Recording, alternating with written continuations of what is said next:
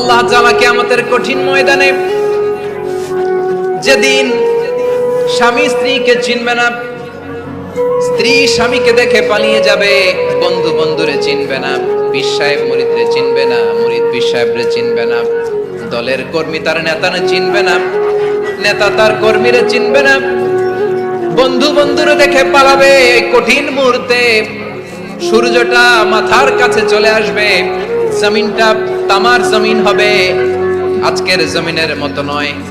মানুষ ঘর্মাক্ত, ক্লান্ত, শ্রান্ত মাথার মগজগুলো কানের ছিদ্র আর নাকের ছিদ্র দিয়ে বেয়ে বেয়ে পড়বে।